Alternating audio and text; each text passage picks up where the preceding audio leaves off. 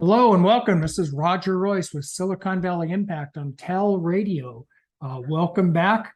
Every week or so, we bring you a story about somebody here in Silicon Valley that's changing the world for the better.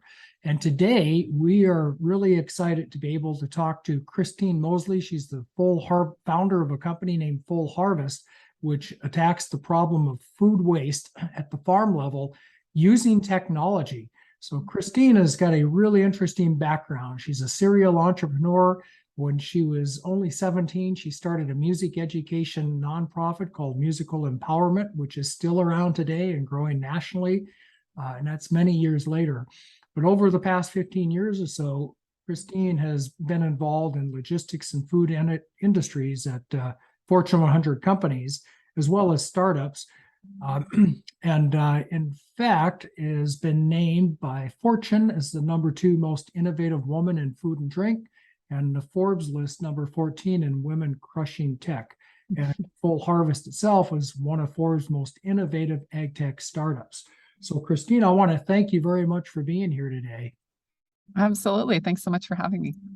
So I'm not sure where to begin, but before we jump into Full Harvest, it's really kind of interesting what you did in, I guess it would have been in high school, with this music education, musical empowerment. What was that about? Can you tell us a little?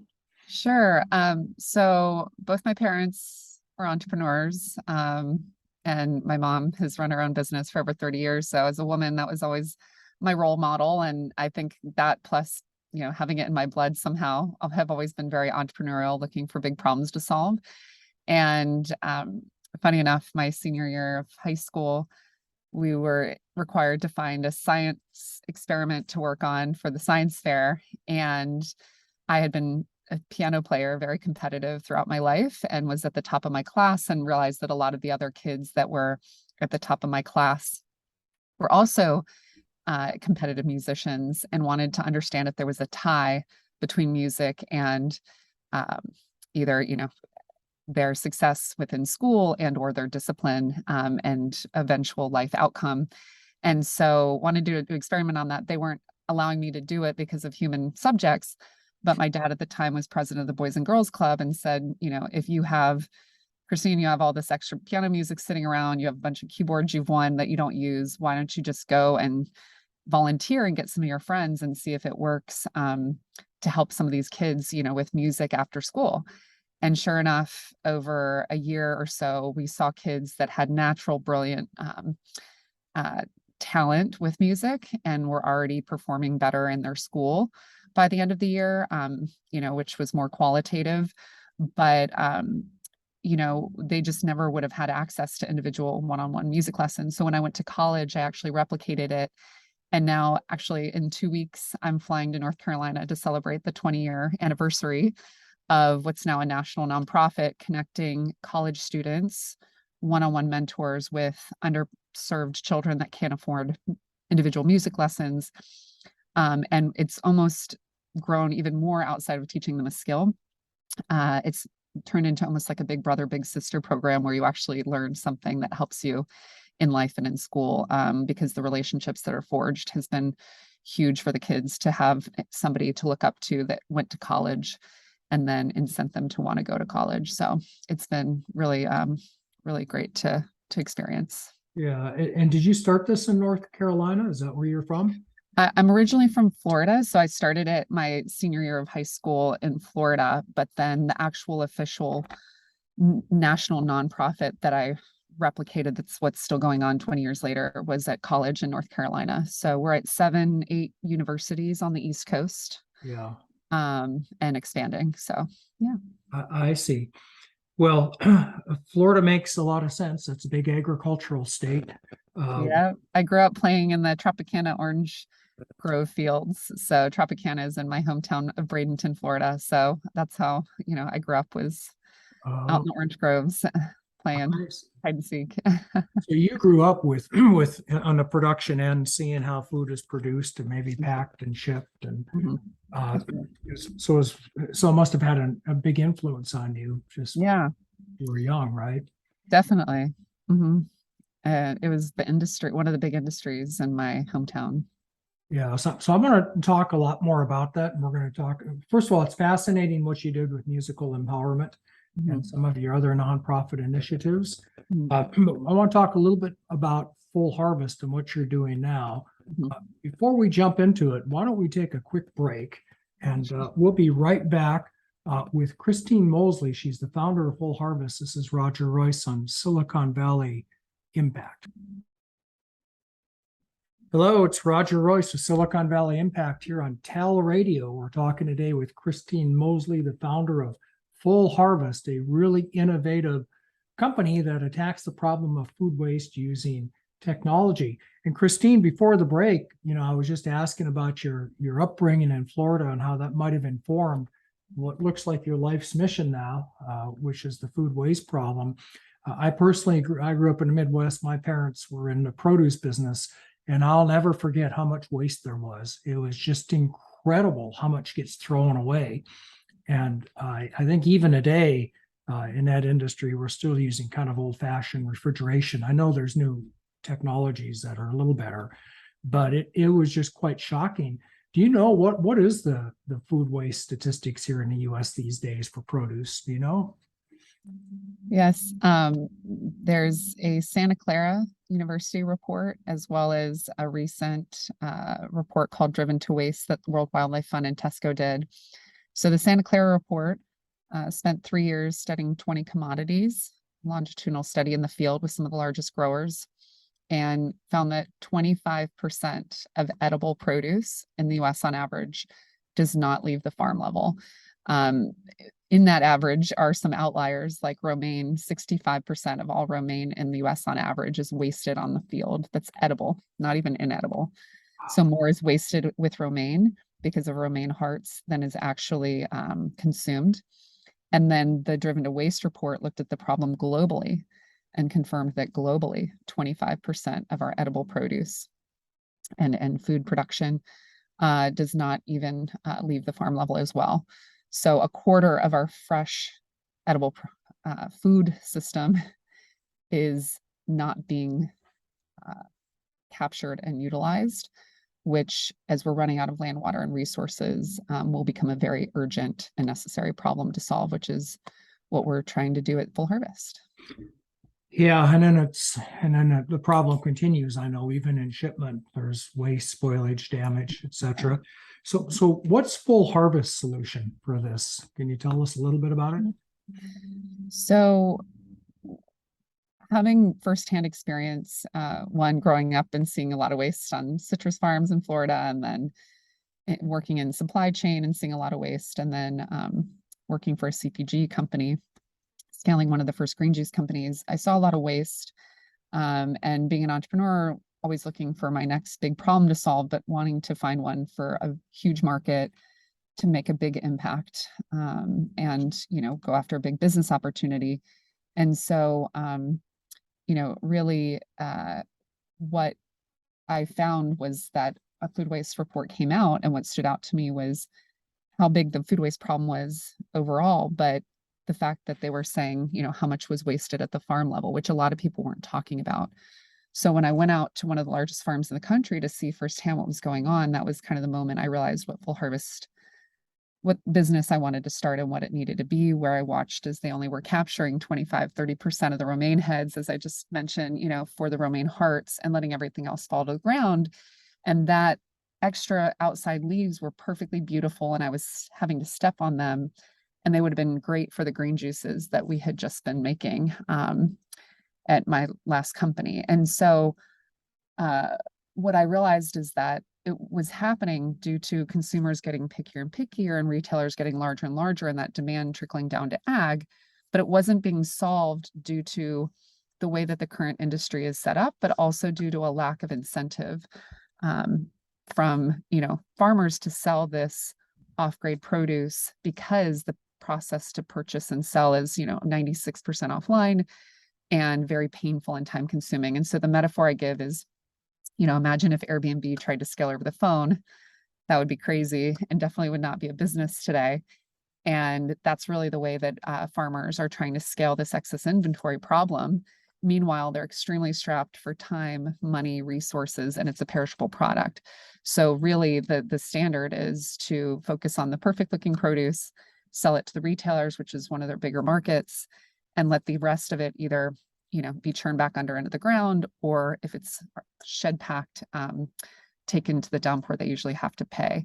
So my solution, similar to seeing Airbnb and other big companies that have disrupted other industries and helped make them more efficient with excess inventory, saw the huge opportunity to create a B2B marketplace connecting these farmers directly to these food and beverage companies that don't need to care what produce looks like, to really incent them by making it super easy within seconds, being able to press a few buttons and get more sales, and really finding the win-win-win where farmers desperate for incremental revenue would make incremental revenue. They previously were not. We would be reducing food waste at the farm level, huge climate change contributor. The number one, to be exact, is food waste. Yeah.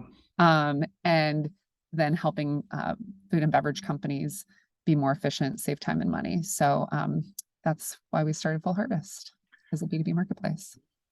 Yeah, awesome. That's brilliant. And and I've seen a lot of companies trying to establish marketplaces in agriculture, and they have problems because agriculture is a different industry, right? It's and I tell people that all the time. It's different. It's different than your tech industries. They've got their own little, kind of way of doing things, and it's hard to break in. Did you find it was hard to break into this market, or was it relatively easy for you? I think to get off the ground, basically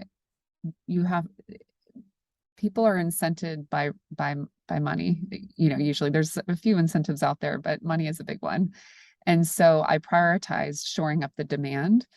And the way I shored up demand was leveraging my experience in the food and beverage industry through connections, through relating to them, to their experiences, and to have firsthand experience.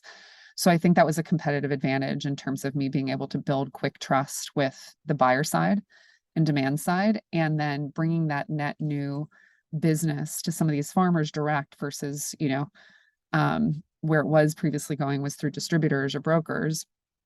Bringing it direct to the farm was very valuable to the farm. And so I think that then helped us pretty easily work with some of our first farms. I think in general, we have to continually every day be focusing on how do we incent habit change and tech adoption with both sides, because even, early on or, with a certain number of customers, we are able to do that, but we're trying to get as fast as possible mass industry adoption onto the internet, essentially, to buy and sell. And I think that's the holy grail. The first to do that is going to be, a leader in $1 trillion industry.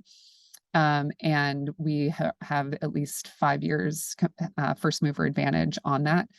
And so we're just moving as fast as we can to really be the thought leaders in the space for digitization. That's awesome. We're going to take a short break here, and when we come back, we'll talk a little bit more about Full Harvest and what's going on in ag tech generally, and some of the promises that these technologies have for some of the major problems facing the world. This is Roger Royce with Silicon Valley Impact. I'm talking to Christine Moseley. We'll be right back after this break. Okay, it's Roger Royce back on Silicon Valley Impact, speaking with Christine Moseley, the founder of Full Harvest, a company attacking the problem of food waste at the field using technology. Christine, it's really interesting to see just how big ag tech's gotten. And I know you're one of the early, participants in our Silicon Valley Ag Tech program many years ago. But boy, have things come a long way since then. And it's not just that, and I think it's a perfect storm, because ag technologies are not just for agriculture and just for, enhancing production. They're also solving really big problems facing the world: sustainability, climate change, environmental. And I think maybe that's part of what's been driving this tremendous growth. What do you think about that as somebody who's on the inside looking out in an ag tech company? Yeah, I think it's amazing to be kind of at the uh, front lines, having seen this over the last 6 years, 6, 7 years, where when I was pitching my business 6, 7 years ago, it was, um, really difficult to get people that either were paying attention or understood what we were trying to do. And it's completely 180 from that now, where there's a lot of interest, a lot of money going into the space. The other big transformation I've seen, which is super exciting, is previously there was this term of clean tech, which was how they defined, startups within the sustainability space, but it was primarily energy companies because that was all that really was being focused on was clean energy. And only in the recent years, did they even invite food and ag companies, let alone start showcasing them. And, I was blown away where, last year we won for NREL, the top late stage growth company, because to me, that was like a moment in time that finally clean tech was expanding and understanding that, food and ag is actually a massive part of the sustainability conversation. And based on Project Drawdown's research, 8 out of the top 20 solutions for climate change are within food and ag. So I think it's amazing to see that transformation. And I hope that it only gets more sped up because there's still a lack of awareness in the general markets around that connection between food and ag and climate change. Yeah, absolutely. I mean, I'm from an agricultural state, as are you, and I hesitate saying anything bad about agriculture, but you got to admit that the carbon footprint is huge. Yes. And the environmental impact is huge, and we find technology solutions that can deal with those issues. Right. So I find agriculture generally, it wasn't like this 10 years ago, but now it's kind of embracing the Mhm. technology solutions because you either, innovate or die out here in Mhm. Silicon Valley, right? Mhm. And you definitely are one of the people on the leading edge of that movement. It's funny what you said about clean tech. I remember that too. I remember when clean tech was all the rage, then clean tech was a dirty word. Now it's climate tech or energy tech Yeah. or yes. Yeah. Now it's changed to climate tech, I think, because it had, clean tech had such a energy focus. And climate tech's more encompassing, I think. So I guess the last question. So tell me, what's the future hold for Full Harvest? What are your plans for this company? I mean, I've seen you all over the press. I know you're doing big things and doing Yeah. rounds. Yeah, can you tell us what's next? Yeah, sure. So we just raised a big Series B earlier this year. We're really scaling our team, especially on the tech side. And every other week rolling out really exciting new stuff. Basically, everything we're doing is innovation in some way, shape, or form because it's trying to figure out how to automate and bring online all the different old school offline processes. So it makes it really interesting and fun. But now, we're at a point where by the end of this year, we will have finished automating pretty much every major piece of the purchase and sale process, no matter how nuanced and complex it was offline. And so next year is really about hugely scaling in terms of different markets and locations, as well as adding a lot of really exciting data and insights and premium features for our users, as well as being able to bring on their existing customer bases because, we don't want to just be a way for people to buy and sell product that they're looking for that they were trying to sell. um, we'd like to ideally really help them manage their business in a more efficient way through technology and transparency and data because we're collecting data that literally no one else has in terms of down to the level of what buyers are looking for supply and what suppliers are looking for from buyers. And that transparency and data, especially with COVID having been a wake-up call for how difficult it was with that lack of transparency when there were supply chain disruptions. Mhm. This solves for that where 24/7 in the palm of your hands, you can see what's going on with, availability or with demand. So just helping also farmers be more flexible, where if they maybe before were very heavily leaning on food service, this gives access to new markets for them on a dime if they need to sell product to new markets. Okay, well, that's awesome.